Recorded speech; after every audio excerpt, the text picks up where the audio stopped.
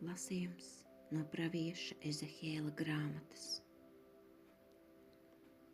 Tajās dienās eņģelis mani aizveda pie vārtiem, kas ir vērsti uz austrumu pusi. Un lūk, kunga godība nāca no austrumu puses, un tās balss bija kā liela ūdeņu rūkoņa, un zeme mirdzēja no tās diženuma. Un es skatīju redzējumu, kas bija līdzīgs tam, ko skatīju tad, kad viņš bija atnācis izpostīt pilsētu, un tam, ko skatīju pie Kebaras upes. Un es nokritu uz sava vaiga. Un kunga godība iegāja svētnīcā pa vārtiem, kas vērsti uz austrumu pusi. Tad gars mani pacēla un ienesa iekšējā pagalmā. Un lūk, svētnīcu piepildīja kunga godība.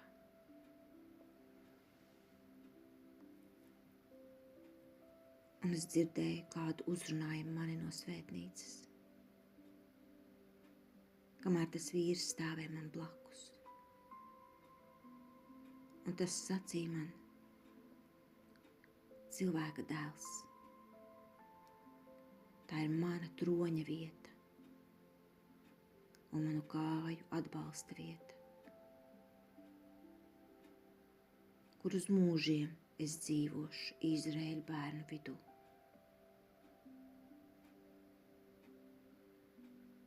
Tas ir Dieva vārds.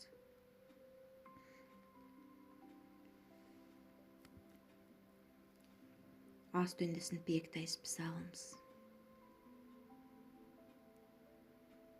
Mūsu zemē mājos kunga godība.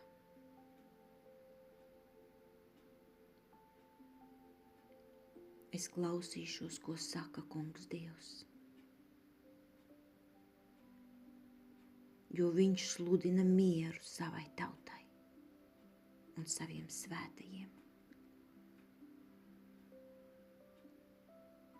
Patiešām viņa pestīšana ir tuvu tiem, kas viņa bīstas, lai mūsu zemē mājotu godība.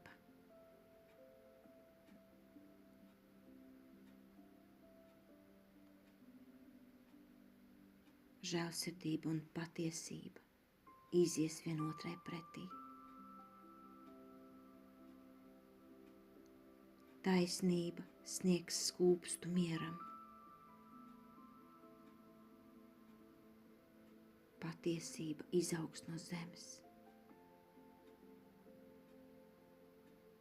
Un taisnība raudzīsies no debesīm.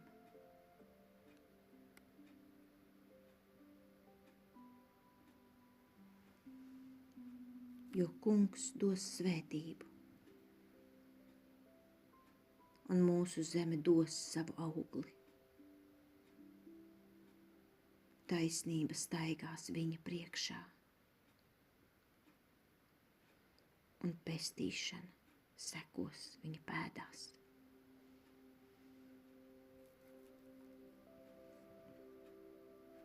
Mūsu zemē mājos kunga godība.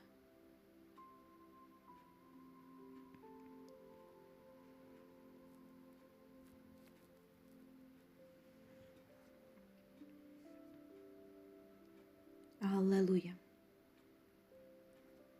Viens ir jūsu tēvs, kas ir debesīs, un viens ir jūsu mācītājs, Kristus. Alleluja!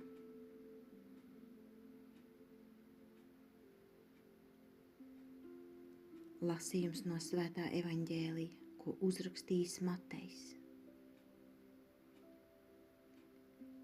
Tajā laikā Jēzus runāja ļaudīm un saviem mācekļiem sacīdams: Mūzus krēslā ir apsēdušies rakstu zinātāji un farizēji.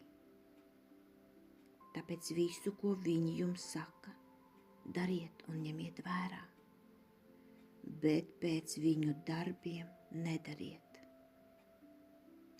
Jo viņi gan saka, bet paši nedara.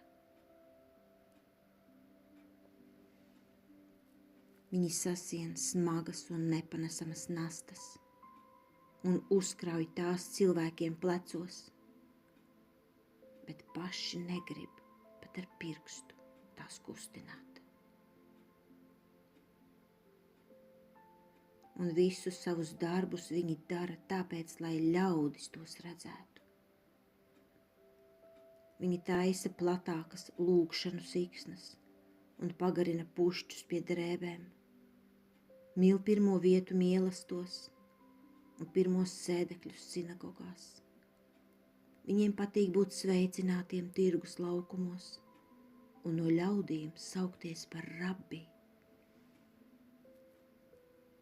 Bet jūs neļaujiet sevi saukt par rabbi, jo tikai viens ir jūsu mācītājs.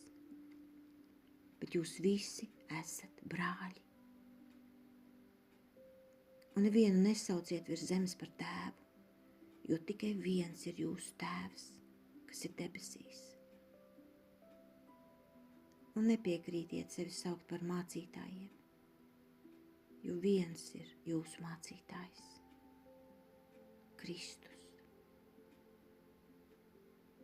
Kas ir lielākais starp jums, tas kā ir jūsu kalps.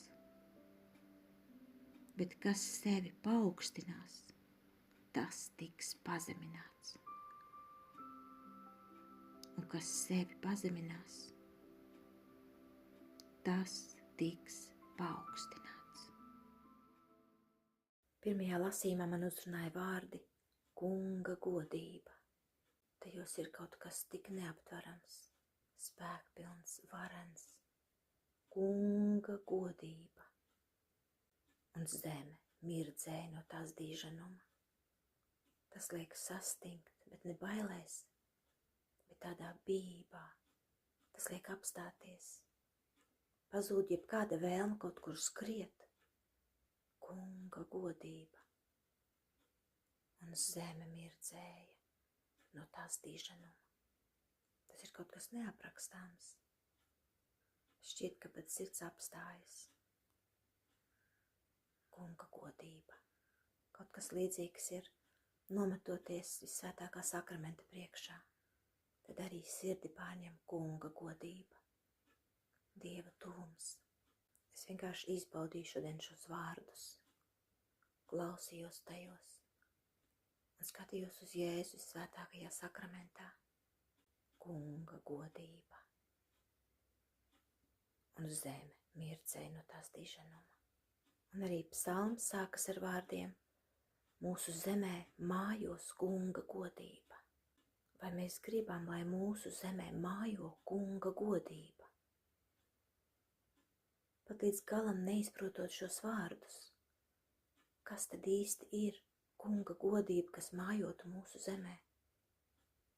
Un vai tā jau šeit mājo? Es klausīšos, ko saka Kungs Dievs. Patiešām, viņa pestīšana ir tuvu tiem, kas viņa bīstas, lai mūsu zemē mājotu Kunga godība. Tiem, kas viņa bīstas, nevis baidās, trīc un dreb, bet bīstas. Bijība, cieņa pret viņa vārdu, pret viņa baušļiem, pret viņa likumu, lai mūsu zemē mājotu Kunga godība. Šeit es atkal daudz domāju par to, vai mūsu tauta bīstas Kungu, lai mūsu zemē mājotu Kunga godība, vai mūsu likums godā Kungu, vai mūsu likums atļauj darīt to, kas grēcīgiem cilvēkam patīk. Brīvība taču. Dariet, ko gribat. Es domāju, ka mūsu likums nebīstas Kunga. Mūsu likumdevēji nebīstas Kunga. Jo tie, kas bīstas Kunga, tie neatļaus sludināt grēku pilsētas ielās. Tie, kas bīstas kunga, tie neatļauj nogalināt bērnus. Viņa pestīšana ir tuvu tiem, kas viņa bīstas, lai mūsu zemē mājotu kunga godība. Dievs svētī Latviju. Ko nozīmē katram mūsu tautietim šie vārdi? Un vai tie kaut ko nozīmē mūsu cilvēku sirdīs? Dievs svētī Latviju. Vai mūsu tauta aicina mūsu zemē kunga godību? Vai mūsu tauta vēlas Dieva tuvumu, Dieva klātbūtni, Dieva palīdzību, Dieva spēku, Dieva mīlestību? Vai mūsu tauta vēlas staigāt savus ceļus, savā gudrībā un savā spēkā? Vēl es šodien domāju par evaņģēlija pēdējiem vārdiem. Kas sevi paaugstinās, tas tiks pazemināts. Un kas sevi pazeminās, tas tiks paaugstināts. Es vakar negaidīti tiku ierauta konfliktā. Tas nāca tik pēkšņi, un es noreaģēju kā tāds pagāns. Es vienkārši metos sevi aizstāvēt, skaidrot, lai gan man vajadzēja apklust un atkāpties. Un ļaut, lai Dievs izcīna šo cīņu manā vietā. Kas sevi pazeminās, tas tiks paaugstināts. Šodien pārdomājot vakardienu, es saprotu, ka daudz svētīgāk ir atkāpties un ļaut Dievam rīkoties, jo ne es izcīnu savas cīņas. Lai slavēts Jēzus Kristus, žēlsirdība un patiesība izies viena otrai pretī, taisnība sniegs skūpstu mieram, patiesība izaugs no zemes un taisnība raudzīsies no debesīm.